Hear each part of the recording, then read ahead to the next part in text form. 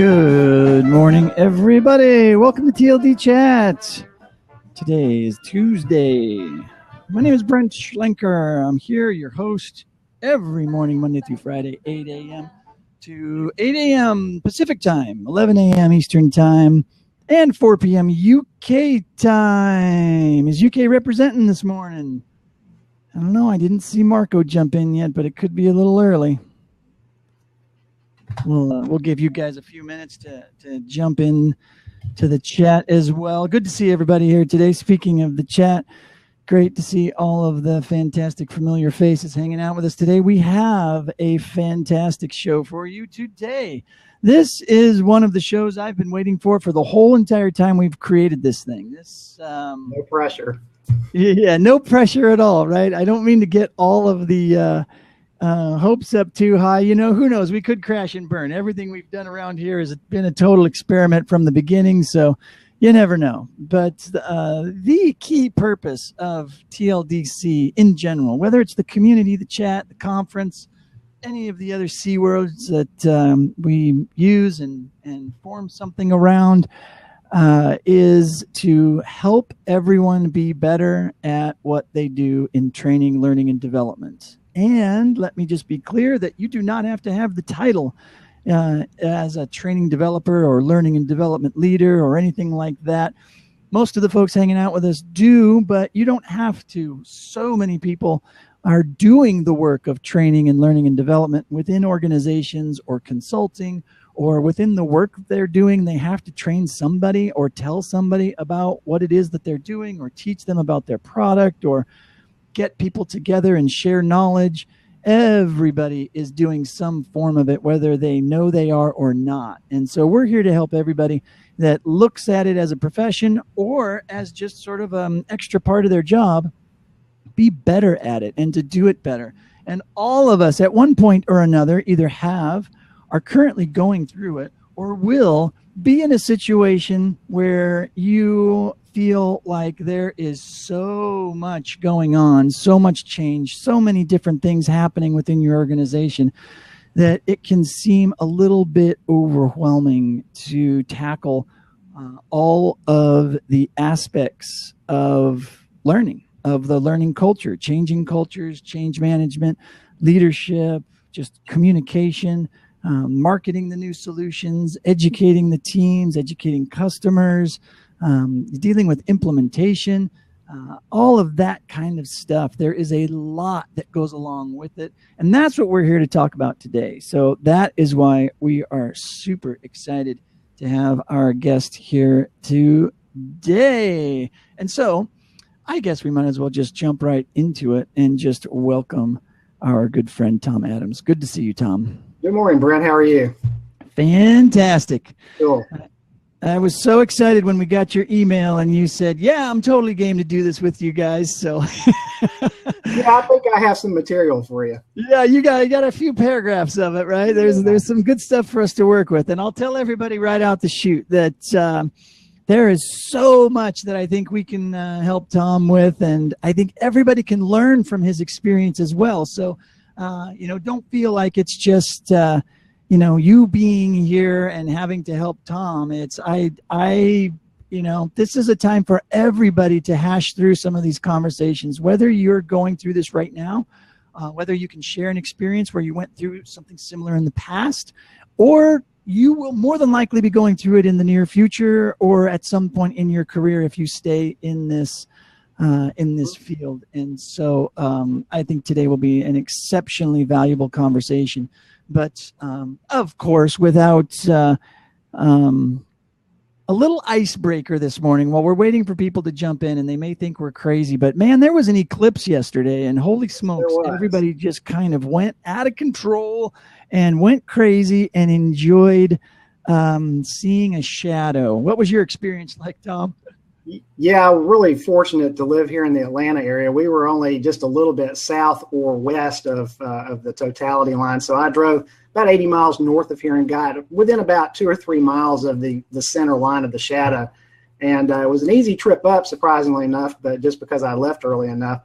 And at least 1,000 people where I was, and just everybody happy to be there, and we were all had I guess a shared sense of purpose, and it went off almost without a hitch. I was really afraid there for a while. The clouds came in and we were going to miss it, but they all cleared up with about 2 or 3 minutes before totality hit, and then it was perfect. So I got my photographs, thank goodness, and so it took a little less than 2 hours to get there. It took over 5 to get home, but the whole drive home, I averaged about 16 miles an hour. It was awesome. But all I could think of was, me and millions of other people are doing all this together right now, shared sense of purpose and everything. And I think that not to be too cliche or anything, but it kind of brought me back to the whole training end of things and why we're here, because we have this shared sense of purpose. We want to make people's lives better. We want to make the corporation's bottom line better, and melding the two. So there's your segue. Yeah, it's perfect. It's perfect. Way to tie it all in. Appreciate that. I know everybody, I saw everybody online tweeting about it, and from their different perspectives and whatnot. I must say I didn't, we had a party over here. A bunch of my kids' friends, my wife went out and bought a bunch of party goodies like moon pies and Eclipse gum. What was it? The orange juice stuff that is. Oh shoot, I can't even think of all of it, but it was hilarious. They went overboard and had a bunch of friends over, and they all had the glasses and everything. And cool. Everybody had a good time. So we were not in the path of totality, but everybody had a good time anyways. Right. With tons and tons of fun. All right, so let's jump into this a little bit here, and let's before we jump in, I want to set the stage a little bit with everybody that's listening in and in the chat today. When we do these kinds of things, because we're going to start doing a lot more of these, right? This is a benefit for members when you join the TLDChat. We'll give you a day, and it's yours. You get to talk about whatever you want, and you get the advice and the help of everybody in the chat. And of course, we all get to learn from the experience and whatnot. But we're not going to talk about tools, and we're not going to talk about what did you buy, and all that kind of stuff. We want to talk about.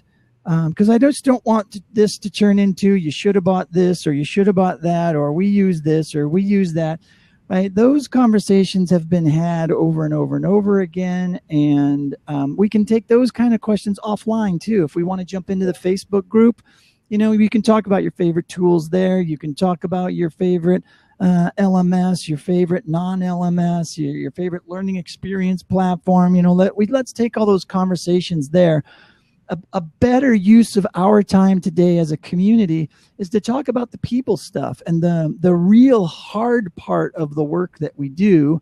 And that is, how do we get all this stuff done, right? Buying the solution, buying the tools, that's the easy part. Making the selection, that's the easy part.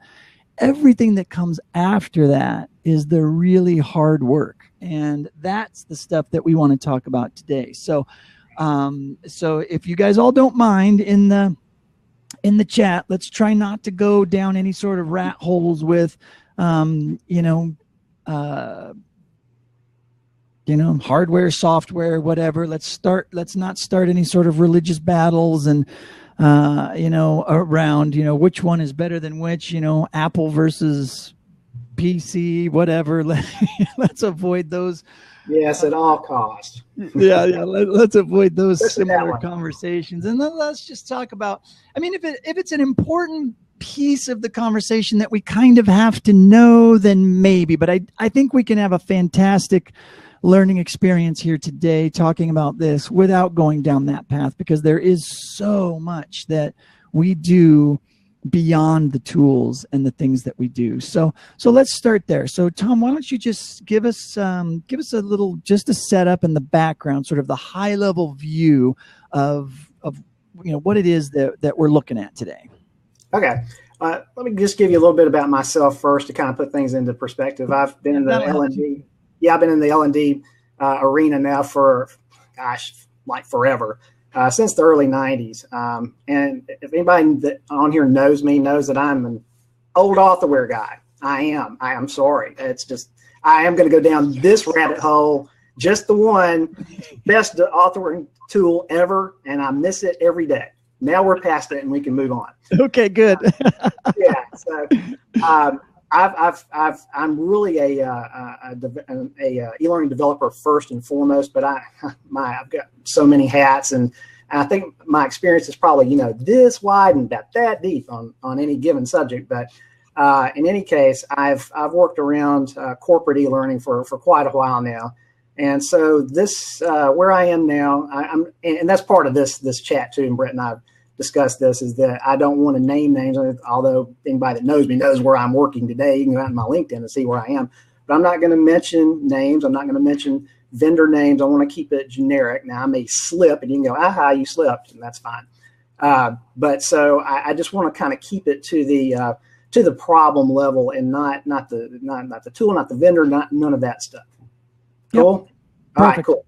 So the company is a franchisor with more than 2,000 locations throughout the country, which represents over 100,000 team members. And of course, you can imagine the churn is always there, so that enters into it. The company provides all of its employees, whether they're corporate staff or location staff, with hundreds of hours worth of training content. And this content up to now has been mostly in the form of PDFs. It's been a lot of video. It's been assessments. All this has been housed in a highly customized open source LMS. If you can figure out what that is. And unfortunately, the user experience has not been that great. Now, 5-10 years ago, it was probably fine, but it's no longer fine. In fact, the company and the third-party consultant for the highly customized LMS kind of came to a parting of the ways. And so it started out, we were just going to change the content. We're going to change the content first, then maybe the LMS later. So we undertook an extensive review process looking at content creation / management tools out there, and finally settled on one. Thought we'd done a really good job of vetting them, and I will say that they have been very good at the project implementation phase. And there's some things that have come to light, which unfortunately always seems to be the case. You can't seem to vet everything during that early analysis process.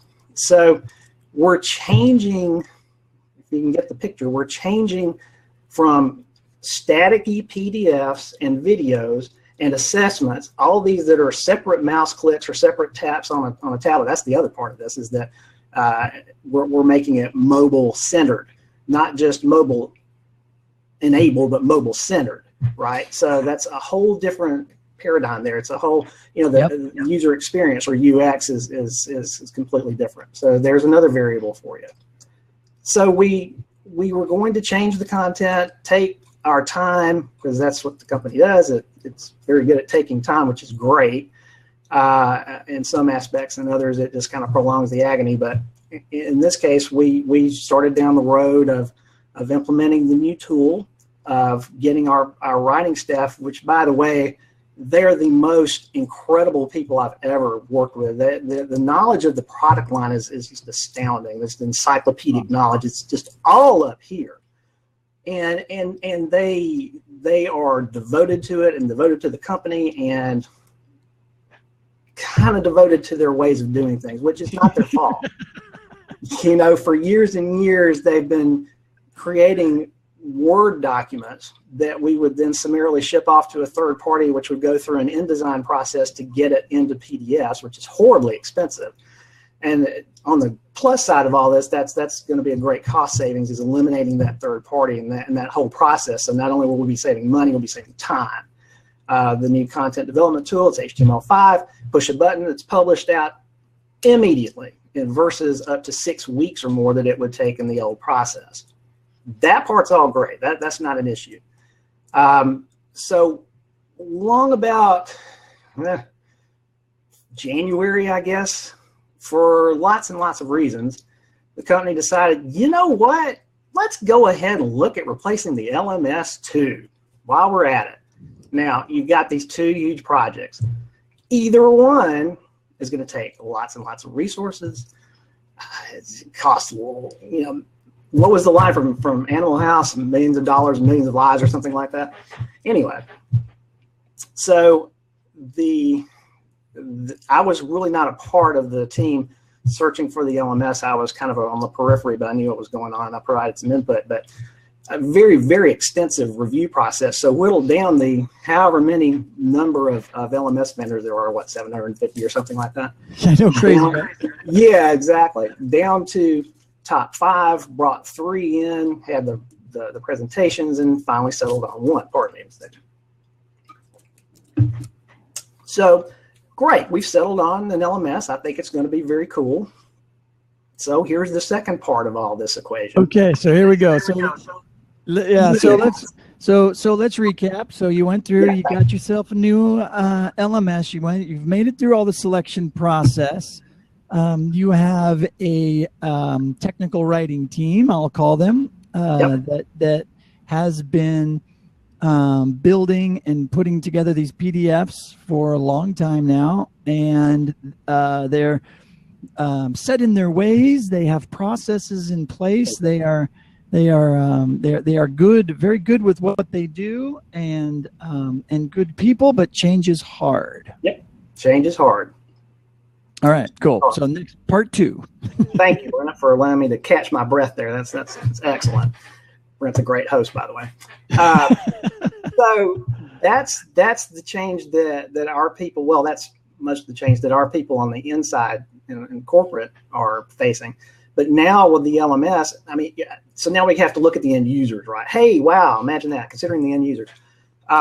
So not only are they going to be looking at new technology in the form of HTML5, and everything's just kind of different and the user experience is different, but now where it's housed is going to be different. So because of this new technology with the LMS, now we have all these new possibilities. Hey, we have a social component, we have possible gamification, we have, this, that, and the other. And that's great and wonderful stuff. But again, it's just like hitting them and hitting them and hitting them with new stuff. Yeah.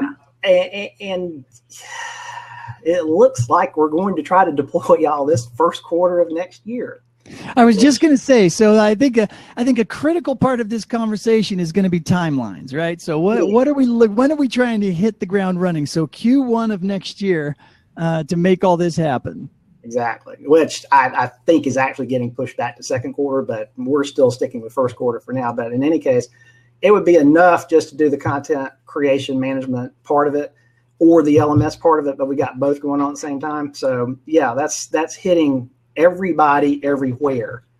And so, I've been around a lot. I've just never been around this perfect storm of an implementation before. Yeah. And, we're all kind of doing the best we can. And it's not like we're going at this alone. We've got other people both within and without helping out. For example, we've got a local company that is, and this enters into it too, who is helping us with, believe it or not, we have not really had instructional design. We've had technical writing, and this, two different things. So we've got a third party coming in doing instructional design on the content and providing leadership there and guidance, but they're writing the style guide. And so, you can imagine the writers are going, I've got to learn all this, and they're doing all this stuff, and are they going to take away my reason for being? Well, of course not. But, they're people, and people, that are overworked and overwrought and highly intelligent, highly skilled, sometimes kind of, it just explodes. You can just see it explode. And so we're trying to keep all that together. So, I mean, we've got some help, and we're not doing it alone, but it just seems like so much. And so what's my role? So my role is I hit it all. I hit the content management, especially. I'm kind of the SME now for the content management tool within our organization. But I also am consulting with the LMS team because I've got a little bit of experience with LMSs and stuff. And Um, so I'm kind of here and there. Plus, I'm going to be providing some performance support, which has yet to actually even be designed, but that's coming soon. So that's kind of where I am. So, I got hooked up with TLDC and with Brent, and he said, hey, you got a case study? And I said, yeah, here it is. So huge. So here's what I think one of the best things, and I see people already shifting into this mode. It's their natural state, right? As learning professionals, your natural first inclination is to ask questions, right? We, if nothing else, are really good investigators. So there is so much here to take in. That the questions are great. Craig's got one loaded up in the chat that I'm going to get to here quickly. But while Craig is doing that, if the rest of you could, think to yourself, what types of questions would you like to ask, or what do you think is still missing in that you need to know in order to take some next steps? And I know this is huge, as we've bitten off the entire elephant, so to speak, and we're looking at your 800-pound gorilla graphic. Yes, yeah, wasn't that good? That was good. We're wrestling the 800-pound gorilla for sure, and we could break it off into different sections, right? And we can just focus on one and then move into the other one and see how they all fit together, the different pieces. There's many different ways we can do this as a community, folks. So as our first time doing this, this is a learning experience for all of us. So as a group to work through this process, it'll be interesting to see how we do it. But before we get to those really hard questions, Joe had threw the first softball and wanted to know where you're from because she liked your accent. Oh, cool. Yeah, I'm from Birmingham originally. Birmingham, Alabama? Yep. All right. There you have it. That was an easy one. And so is that where you're located now? No, I'm actually in Atlanta, in the Northeast. Well, I'll say suburbs. It's really the exurbs. We're kind of out here in the sticks, but yeah, Northeast Atlanta. Okay. Northeast Atlanta. All right. Good deal. Okay, let's get to Craig's question then, because it's really pertinent to what we were just talking about. So he's curious about what the politics are around the LMS. Is your department aware of what it takes to set up an LMS properly and open to your suggestions and input? I would say, let me take the second part first. Absolutely. The first part is, I would say mostly yes, because they've had an LMS. They've had an LMS now for quite a while, but we typically rely on a third party to administer it, to do the customizations, do the updates, all that kind of stuff. We have a full-time LMS administrator person that takes care of the courses and the reporting and all that stuff. But I think this relationship with the new LMS vendor is going to go much the same way. Now, having said that, I think it's such a much better system than what we've had. We may not rely on them quite to the same extent that we have on the prior company. And our LMS admin person, I think, is quite capable and should be able to handle the day-to-day duties just fine. That answer the question? Yeah, I think so. Are there? Since the purchase and everything is already done, I guess the majority of the politics usually land around, buying it. So I can't imagine that once that is done, I'm assuming that there's probably still maybe a little bit of, maybe angst left over from the process, perhaps, or just maybe some people, struggling with who. Oh, here's a good question. So who owns it, right? What department is actually responsible? Is it IT? Is it L&D? Is it HR? It's us. Well, I'm part of the training group that provides online training and support for all of the locations throughout the country. And so who do they report up to? Operations? Yeah. Okay. Yeah. No, we're not HR, which is unusual. In a former life, that's who we were. Yeah, it was odd, but and we're not IT, which I think is is good and bad, but mostly good.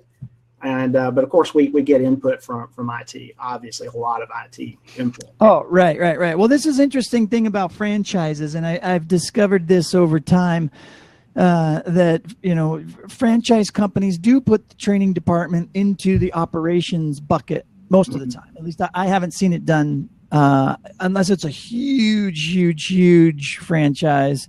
Then maybe they have two. Maybe they've got an operational training division and an HR division, perhaps. But most of the franchises that I've seen, their real bread and butter for training revolves around you know, opening up new franchises, helping them do it helping them train up their people, training up people that have just purchased the franchise, you know, rolling out a new store or rolling out a new product, all that.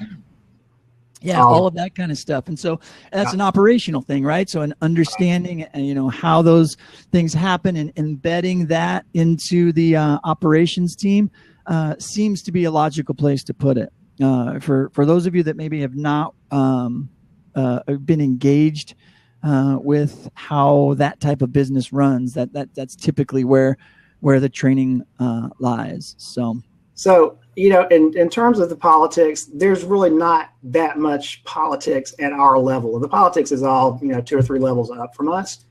We're pretty well isolated from it, so we just hear things. Now, let me just throw out there, the company makes a lot of money. They make a lot of money. So budgeting is important. We have to meet our numbers and all that. But it's not like we only have $1,000 to get this, you know, enterprise-wide LMS. It's not like that. So if we make the case, we can spend the money, which is great. That's helpful. But of course, that brings a lot of responsibility. I mean, you've got to get it right. I will say that my colleague who was in charge of the LMS search did an outstanding job. It was one of the better searches I've ever seen. I have no doubt that the right vendor was picked in this case. But let me just throw this out there too, because I think I saw something in the chat and I may have misunderstood it, but there might be some confusion as to why we decided we wanted to go get an LMS. And I will tell you, that's where it's not politics, but that's where a lot of debate and discussion occurred on our team. Do we even need an LMS? For the content that we're deploying, there was a school of thought that I understood, still do, that the learning content creation and management tool kind of has that built in. And what it came back, we've done several pilots of this. So we've had, three pilots in the last year already. And what the feedback that kept coming back was, well, it's confusing. The way that content management tool had structured things, the hierarchy of the content was confusing. And I'm like, it really isn't, but I'm not out there doing what they do every day. That's, you know how it goes. So we kind of have to bend to the will of the target audience. And so because we really needed to get away from LMS vendor number 1 and go ahead on number 2, it was just decided, well, we'll integrate the two. We can make that work. Well, and we are making it work. I don't know if it's the best way to go about doing it. Time will tell. I'll be honest, I have some reservations about it, but okay. So what that means is we're not using content creation management tool the way it was meant to be used. Consequently, working with the company has become a little difficult, I guess you might say, because, well, we're taking them out of their box. And honestly, they're not real willing to go to bend over backwards to do some of the stuff. So yeah, that's been fun as well. That's a challenge. That does sound like a challenge. And there was a good question around, you've got a content management system. Let's just try to back up and maybe just get a little bit of clarity here. So you have a content management system that also kind of has some LMS-ish capabilities. But you decided then to go ahead and also get a new LMS along with that content management system for whatever reasons. I don't think that at this point the reasons really matter, but that's where you're at. right? That's Right. that's where you're at. You've got this Yeah. content management system, and you've got an LMS. And well, think about it this way: some LMSs come with their own authoring tool, right? And some are okay, and most of them are not that great. So let's just say that we had gone out with the intent of purchasing an LMS with an authoring tool, then we probably wouldn't be having some of these integration issues. But we went the other way because at the time, the LMS search wasn't even on the radar. So we went out for a content creation tool. Well, this one happened to have its own content management tool with it, which for most of their customers actually works quite well. Then you throw in the fact that we decided we needed an LMS and we don't want to use their content management part, and so there you go.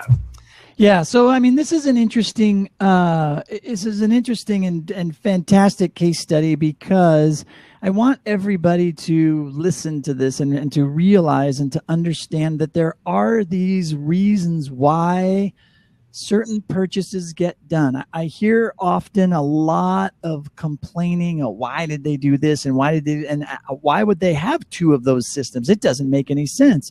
The realities of the workplace, things like this happen, right? Where the LMS, no, you cannot buy an LMS. So you make decisions based on knowing that. You make that decision, and then all of a sudden buying an LMS is back on the table. And so now you have to make a different kind of decision. And everybody that's armchair quarterbacking in the chat can look at this and say, that was crazy and that was stupid. Why didn't you just get an LMS that had a good authoring tool or that had a good content management system built into it?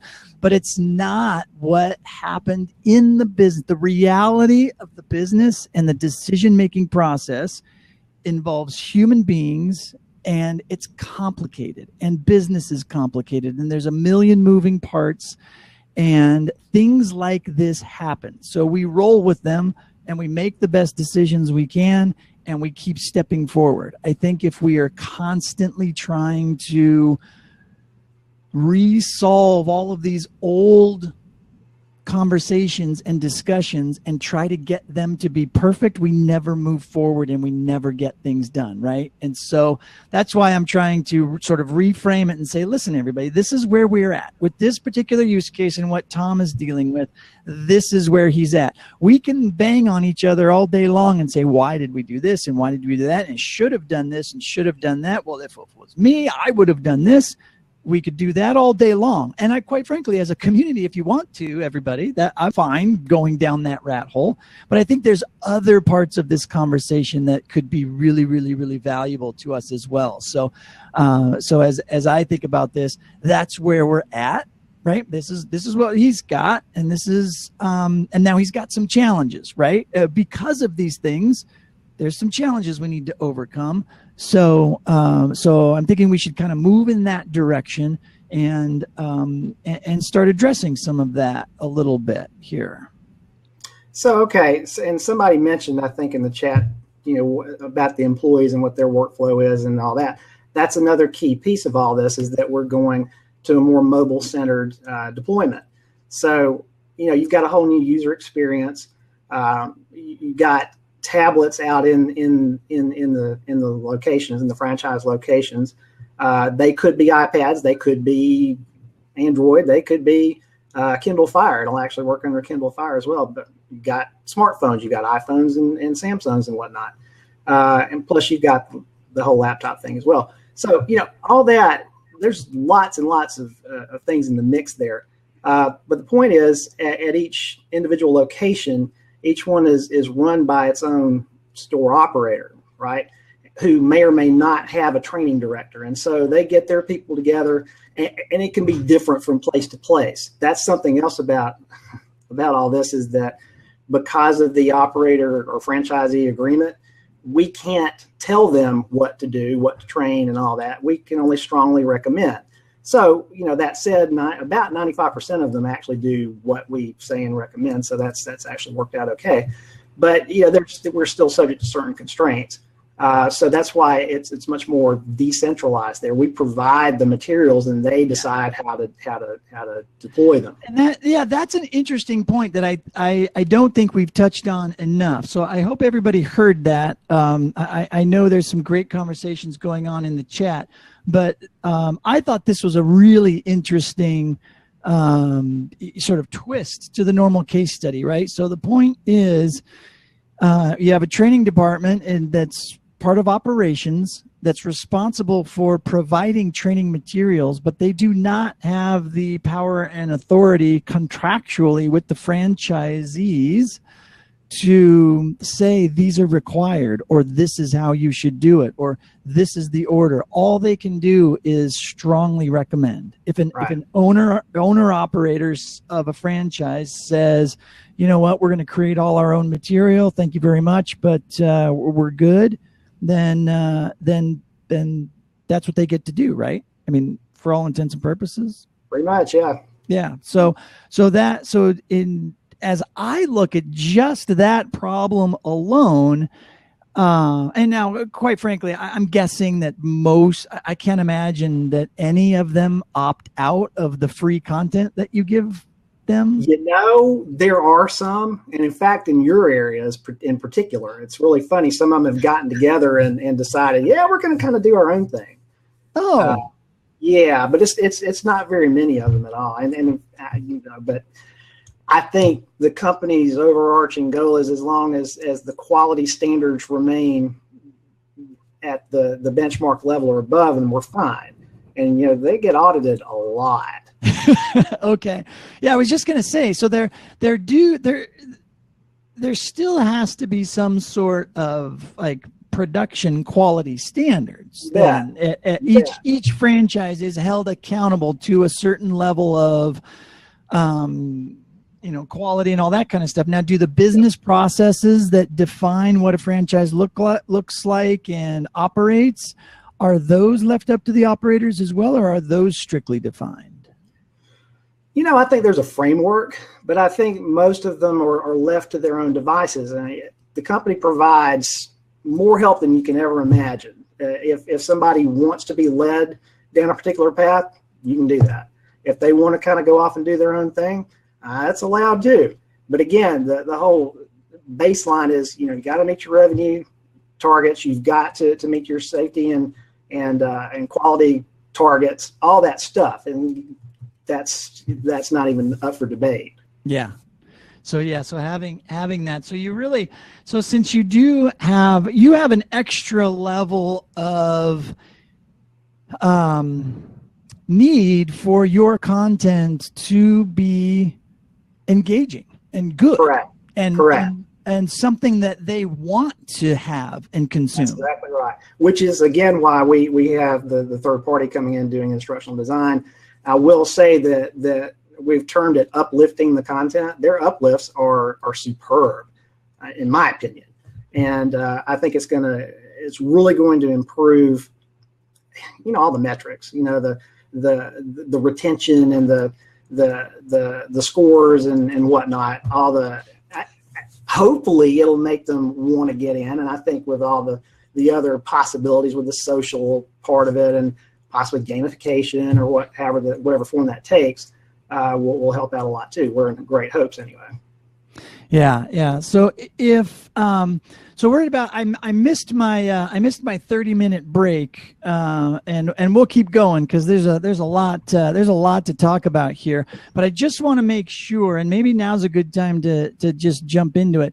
If there is one particular burning question at this point, and just so everybody knows, I want to come back to this and address this with you again, or you don't have to be here for the next time we talk about it, but I'd love for us to be able to integrate this case study, if you don't mind, Tom, into other conversations that we're having, and help get some clarity for you around this, and get some help from our folks in the chat as well. If there was a burning question, that you're really currently is sort of a roadblock for you right now, which would that be of all of this stuff? I mean, obviously it'd be great to put all the puzzle pieces together and be good to go, but is there one particular hurdle that's causing the most angst? Yeah, change. The whole list. I think my heart goes out to the writing team more than anybody else. They're the ones who's outside of the end users. which not to be diminished at all, but most of them are kids. They're going to adapt. They're going to think it's cool. But the writers are not kids, and the writers are very good at what they do, and their lives are changing dramatically. Now, it'll ultimately benefit them because they'll have more control. They'll have a lot easier time of getting content out there than they've had previously. But they're the ones whose lives are changing the most because they're not just writing in Word anymore. They're learning a new tool. They're learning new processes. They're having to design to a specific style document that they didn't create. Right. Yeah. So this is a good one. This is a good one. I think we can focus on this. It's easy for us to say, and I hear this a lot, and when we do chats on Twitter and when we have conversations, it's easy for us to throw out, well, you just have to involve everybody in the process from the beginning and make them feel a part of the change. And that's all you have to do. And a lot of that is easier said than done, right? When you're inside of a business and the business still needs to run and everybody's still trying to do their job, at some point you can't really have everybody, if it's 100 people or hundreds of people, involved in the change process from the very beginning. But there might be ways to at least maybe communicate as things are going on and things like that. Are there any current things in place that you're doing to help them through this change, or is it just something you've identified? And actually, we did bring them in fairly early to the process. Once we had, we of course let them know that we were looking for a new tool, and here's why. It's part of a bigger digital learning strategy, all that. So they knew it was coming. So then we announced that we'd selected a tool. We brought the tool people on to. Can't even talk now. We brought the tool people in, and they did a training session. Actually, several of them. They've been kept in the loop the whole time. They've been trained a couple of times. I'm there. I provide support there, performance support, a little bit of training for new folks and all that. So I think we did a pretty good job of keeping them in the loop, and I know that helped. Is that enough? Well, I'm seeing some stuff in the chat, and I think I would think what you guys think, that, well, they have to buy in and all that. It's not that they don't buy in. I think it's just simply a matter of, we've always done it this way, and we're really comfortable with it this way. And if you tell us to do it this way, then we'll do it this way. And that's been kind of the way it is. It's not like they've been necessarily, tearing their hair out and heads exploding, but they haven't been real happy either. And I'm not asking you guys to tell me how to make them happy, because only they can make themselves happy. But I'm just saying, if you guys have had experience here, I'm open. Yeah, so Sam has a good point. I think we talked about it, but maybe he just missed that part. So he says we're skipping the piece about what the change is, very specifically what is changing. We haven't yet differentiated what the current state is and desired future state is. Until then, we don't actually know what the change in question really is. So maybe we could run down that rabbit hole and try to get a little bit more definition. Well, as I've mentioned, they have been creating all the content documents in Word forever, and then sending them off to a third party that ran them through InDesign, and on the backside out came PDFs that our LMS admin would put into the LMS, right? So they're going from that. Everybody likes Word, may not like Word, but they know Word, and so now we're giving them a new content authoring tool. It's a completely different paradigm. It's not difficult at all to learn, and the tool vendor's done a pretty good job of it. It would be nice if it had some additional functionality, and we keep going down those paths. But other than that, it's not bad. But it's different. It's completely different. So not only is it the tool that they're having to learn new, but they're having to learn new processes. Because the review process, let's look at the review process, for example. Their review process has been, oh gosh, what's a good word for it? It's been exhaustive. That's what it's been. It's been exhaustive. They can dicker over a word or an apostrophe or a period for weeks. right? So, but it's all good because it comes out pretty much perfect, at least grammatically. So that's going to change because the way they've reviewed it historically, they've all gotten in a room, thrown it up on the screen, and everybody yaps. Well, now there's built-in review functionality in the content authoring tool that they are learning how to do. And through a couple of trials, I thought it actually went pretty well, but then I heard grumblings about this or that. So, I've just got that little bit of change management to go through.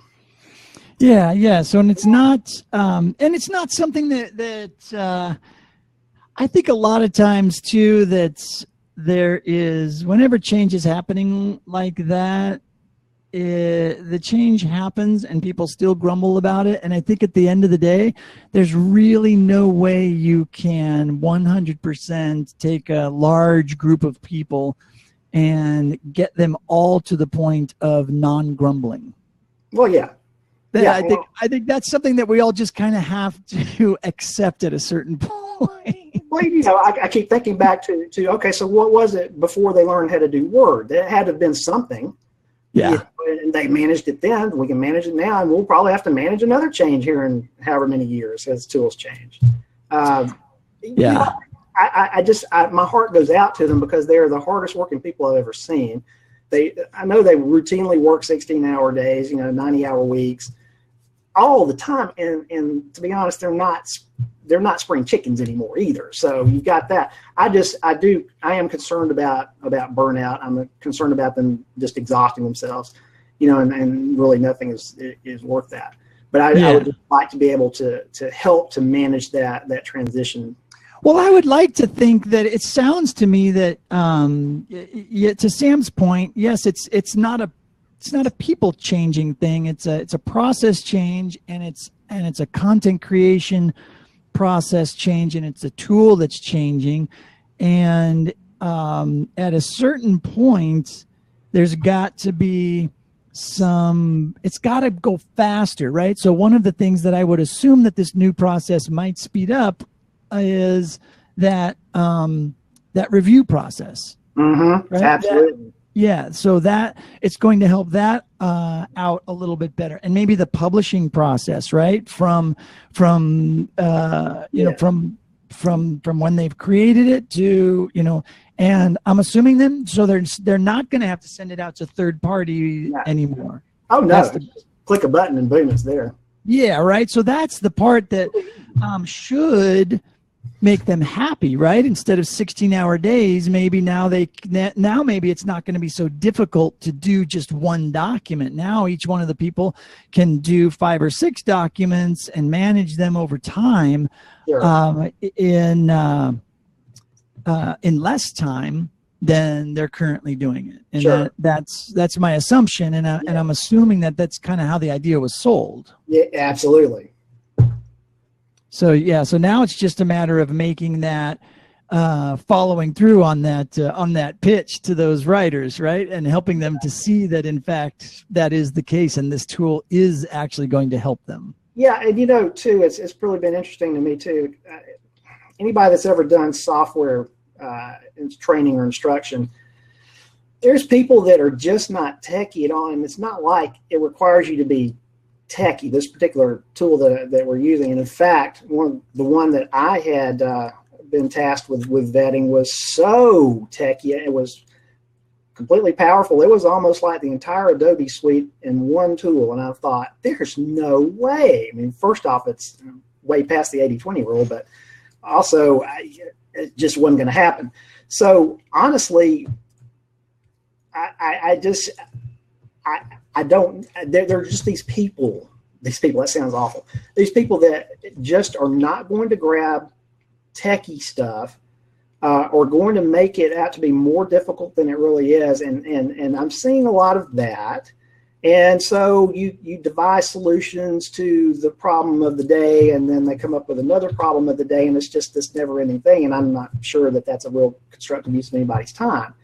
And the culture is not such that it comes down from management. You will use this and you will enjoy it. It's not like that. I mean, it's obviously you're going to use it, but nobody is told in those kind of terms. So they have to just come to grips with it themselves. Meantime, here's another part of it. Meantime, while we are implementing all of this, the content that is out there has to be maintained on system A, in addition to being put into system B. New content, man, it doesn't stop just because we're doing all the new tools and stuff. It does not stop. So they're writing new stuff for system A and system B, and yeah, so. Yeah, it's complicated. There's a lot of moving parts here, and you're right. I think the big issue is that change management piece, and how do you manage it, and how do you roll through those processes, and especially with how much time that you have, or how little time you have, however you want to look at it. Yeah. Tick, tick, tick. Yeah. The clock is definitely ticking for you, and so there really is only so much you can do for them. But right, they do have to take ownership of it, and the question then becomes, right, how do you slowly manage that? Oh, we're getting a little echo here. Hold on a second. I'm going to turn my mic down a little bit so I'm not picking up so much of my speaker. There we go. Does that help a little bit, guys? Do we still have it? I didn't hear it. I heard it on my end. I'm pretty sure it was me. I just turn things down a little bit, and we're good. Well, right. And so here's something that I took to be a good sign. So we were in a meeting the other day with the instructional design team that's come in to help. And so Chief Writer makes this offhand comment. I don't know if anybody got it but me, but she said, so when you guys are gone, and went da-da-da-da, and I thought, okay, that's good.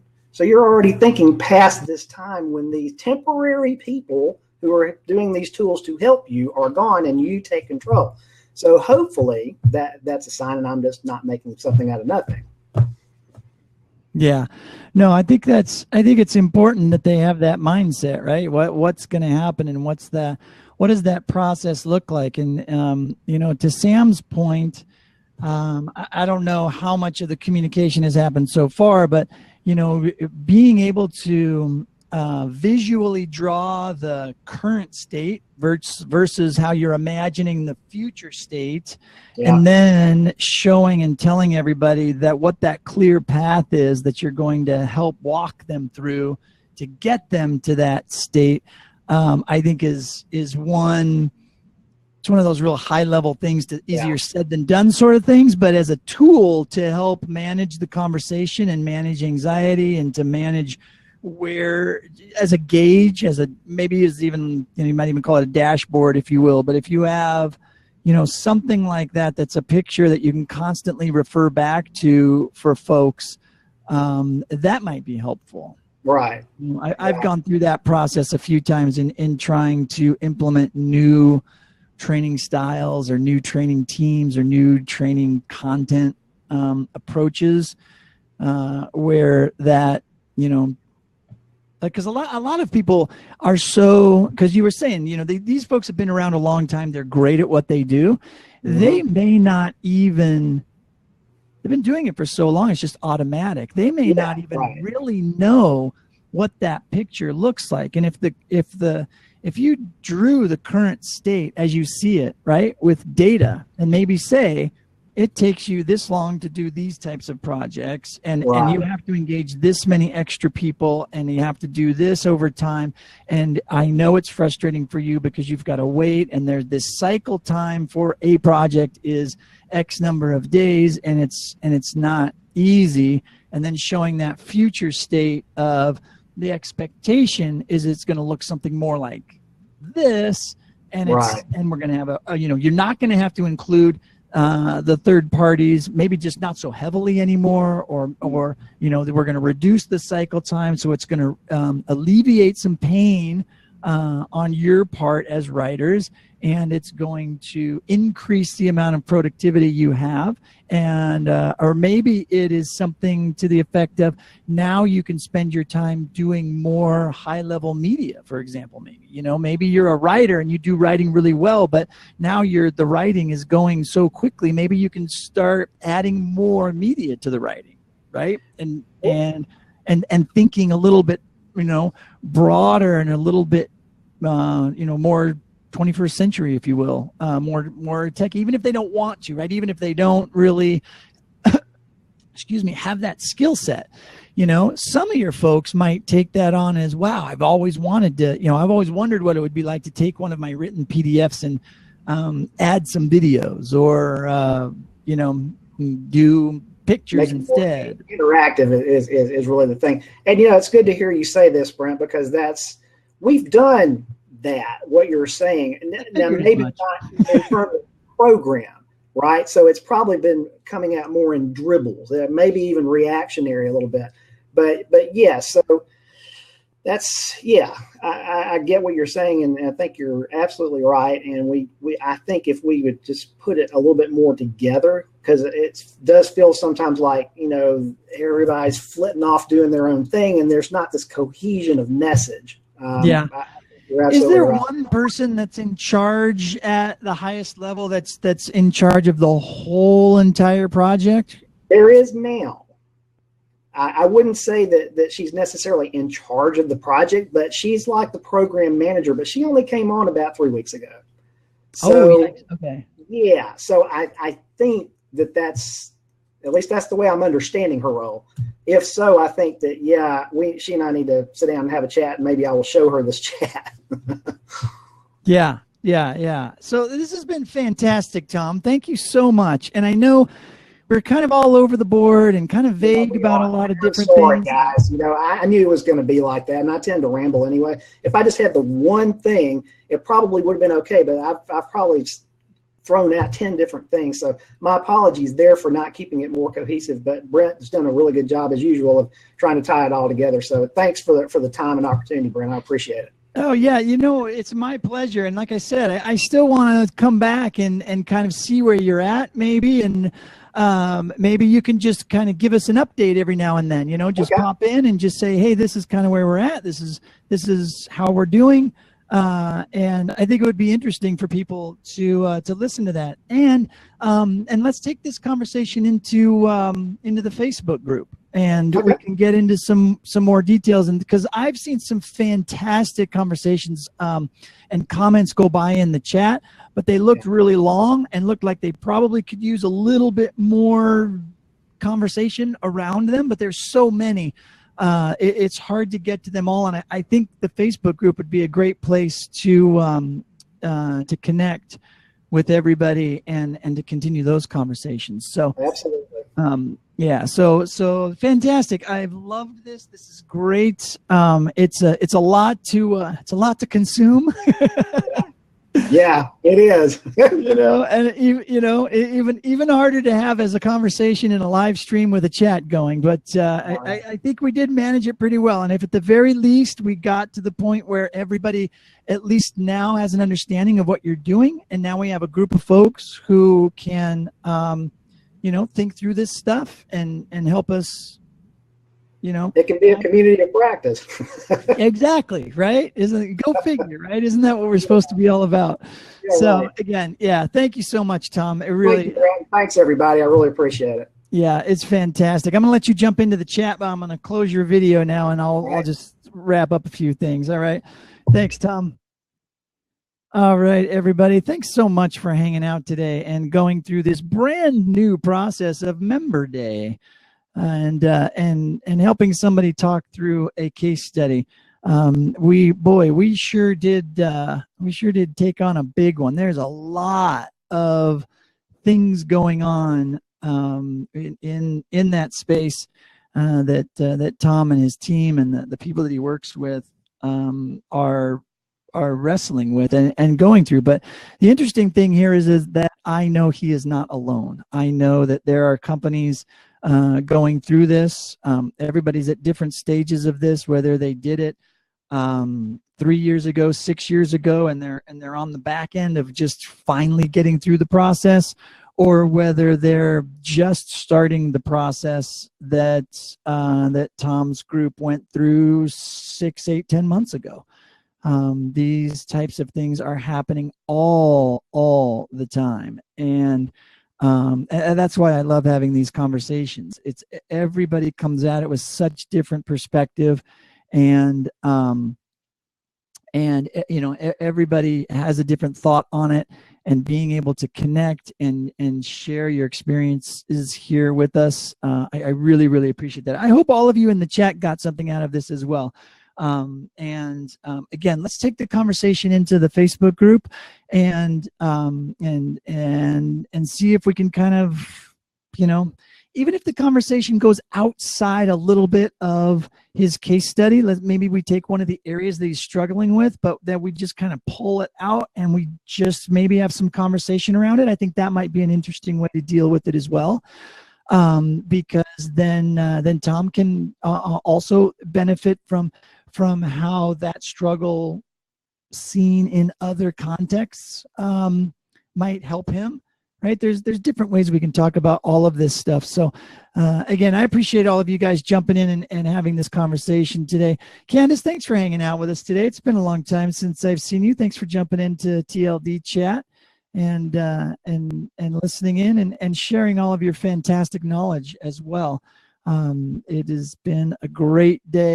Thanks everybody. No eclipses today, but I hope this was exciting enough for you, and I hope you all learned a few things and can get back to the work of the day and be successful at what you do. And if you've got any questions, or if you'd like to be a part of Member Day, if you want to have a day where you get to just choose whatever you want, reach out to us and hit up the website and become a member at Join Us, the Join Us tab on tldc.us. We would love to have you as a member and help us continue to provide value to everybody in the community. So thanks again, everybody. It's been a great day.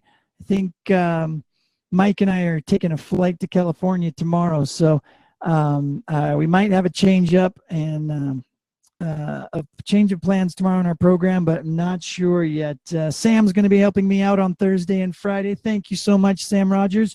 You are the man. Thank you for doing that for us. And I'm going to be missing Thursday and Friday, and it makes me very sad because we have fantastic guests and fantastic guests on Wednesday too. But instead of me missing it, I'm going to try to just have Patty maybe let me chat with her next week instead, but we're still trying to figure that out. So either way, we will still have 3 great shows for you the rest of the week. And for those of you that weren't here the other times I was gone, they go a lot better. So you'll probably have more fun without me. But anyways, thanks again, Tom, man. You're a trooper for jumping in and sharing what you're going through as a case study on the first Member Day. Love it. Thanks, everybody. Take care. Have a great day, and we will see you tomorrow.